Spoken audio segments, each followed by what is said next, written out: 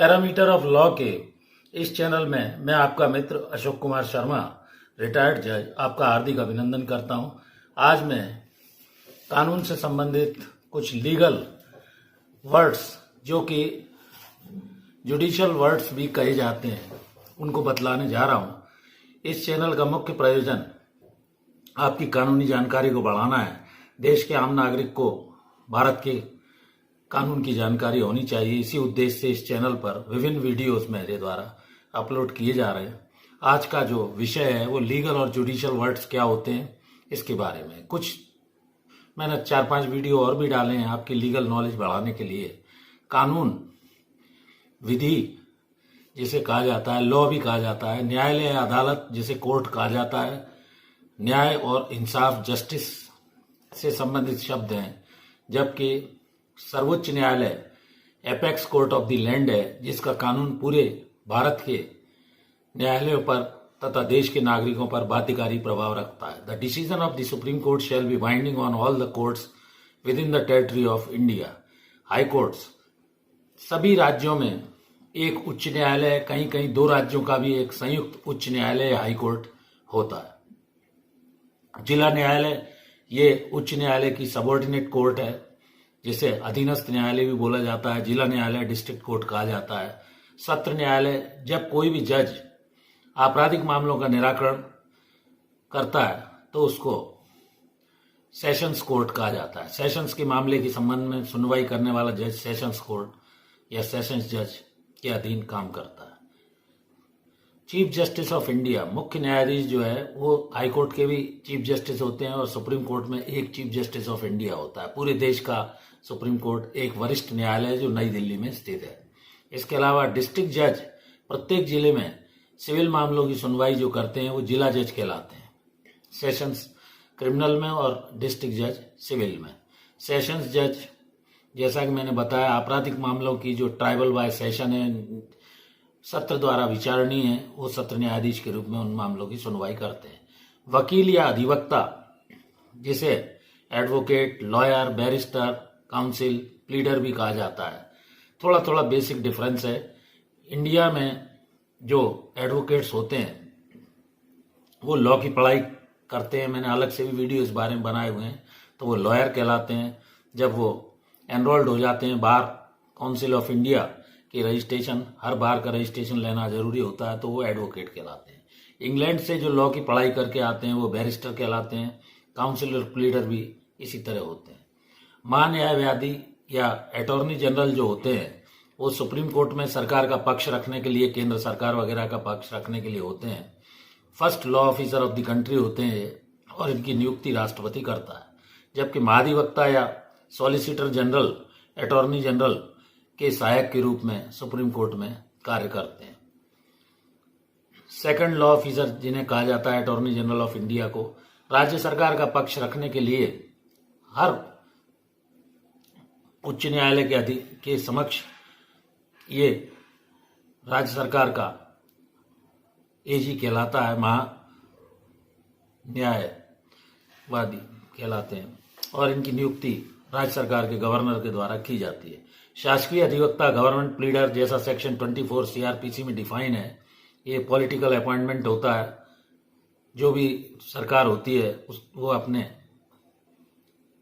समय में इनकी नियुक्ति करती है। ये शासकीय अधिवक्ता कहलाते हैं। गवर्नमेंट के काउंसिल, जीपी, गवर्नमेंट प्रोसिक्यूटर भी होते हैं और ये सिविल और क्रिमिनल केसेस को देखते हैं। जबकि अभियोजन अधिकारी, प्रोसिक्यूशन ऑफिसर, सेक्शन 25 सीआरपीसी के अधीन, इनकी नियुक्ति राज्य सरकार मजिस्ट्रेट के न्यायालय में कंडक्शन के लिए करती है। और ये सेक्शन 25A के डायरेक्टरेट ऑफ प्रोसिक्यूशन के अधीन सेक्शन 24 में जीपी तथा सेक्शन 25 में एपीपी या पीपी, जो भी स्थिति है, वो कार्य करते हैं। वादकारी यानी लिटिगेंट, जो भी पक्षकार न्यायालय के समक्ष पक्षकार के रूप में अपना दावा लाता है वो या विपक्षी होता है, वो वादकारी या लिटिगेंट के रूप में केस को लड़ते हैं। पीड़ित अर्थात विक्टिम, जिसके साथ कोई अन्याय हुआ है, घटना हुई है या एग्रीव्ड है, जो पीड़ित है, उसको विक्टिम कहा जाता है। पीड़ित। साक्ष्य या सबूत, मामले में तथ्यों के आधार पर या जो भी साक्ष्य लाई जाती है, वो ओरल एविडेंस हो सकती है, डॉक्यूमेंट्री हो सकती है, मतलब मौखिक या दस्तावेजी साक्ष्य के रूप में मामला न्यायालय के समक्ष वादी को सिविल मामले में प्रमाणित करना होता है, जबकि अभियोजन को क्रिमिनल केस में अपना मामला साक्ष्य सबूत से प्रस्तुत करना होता है और प्रमाणित करना होता है। अभियुक्त या मुलजिम क्रिमिनल केसेस में जिसके खिलाफ एफआईआर की जाती है या नॉन एनसीआर में भी, तो वो अभियुक्त या मुलजिम एक्यूज्ड कहलाते हैं। सेक्शन 154 सीआरपीसी और सेक्शन 155 सीआरपीसी के अंतर्गत ये एक्यूज्ड के रूप में या कंप्लेंट केस में न्यायालय के समक्ष परिवाद पत्र में भी अभियुक्त हो सकते हैं। आरोप या इल्जाम किसी भी व्यक्ति पर जिन अपराधों के लिए कोई चार्जेस लगाए जाते हैं वो आरोप या इल्जाम कहलाता है। इसके अलावा नेक्स्ट टर्मिनोलॉजी है गवाह या साक्षी। किसी भी मामले को प्रमाणित करने के लिए न्यायालय के समक्ष गवाहों की या विटनेसेस की आवश्यकता होती है। विटनेसेस की संख्या कोई निश्चित नहीं है। जो भी किसी मामले के गवाह हैं वो फरियादी भी हो सकता है, आई विटनेस हो सकता है, जब्ती का गवाह हो सकता है, नक्शे का गवाह हो सकता है, अन्य किसी तथ्यों से संबंधित चश्मदीद साक्षी हो सकता है। इसके अलावा सुनवाई या पेशी हियरिंग, जब न्यायालय के समक्ष कोई भी मामला चलता है तो उसमें नियत पेशी न्यायालय के द्वारा दी जाती है। उस दिन जिस भी स्टेज पर केस को सुना जाना है उसकी पेशी तारीख पक्षकारों को नोट कराई जाती है। गवाह की टेस्ट मनी, गवाही जो भी गवाह देता है उस पर ट्रस्टवर्दी है कि नहीं है और उसकी टेस्ट मनी पर कितना न्यायालय विश्वास करता है। अतः गवाह को न्यायालय के समक्ष सही कथन देना चाहिए। ऑन ओथ कथन होता है। बहस या दलील, जब दोनों पक्षों की साक्ष्य मामले में मेरिट पर या किसी भी तरह पूर्ण हो जाती है तो न्यायालय के समक्ष उनके एडवोकेट अपना अपना तर्क या दलील, बहस, आर्ग्यूमेंट रखते हैं। उसके बाद न्यायालय निर्णय के लिए अपना उस मामले में सुरक्षित रख लेता है। इसके बाद निर्णय या फैसला, ये न्यायाधीश का कार्य है। सुनवाई करने के बाद मामले में जो भी साक्ष्य मौखिक या दस्तावेजी आई है उसमें मार्शलिंग ऑफ एविडेंस या एप्रिसिएशन ऑफ एविडेंस करने के बाद न्यायालय का न्यायाधीश उस मामले में डिसीजन या फैसला देता है, जिसे जजमेंट भी कहा जाता है।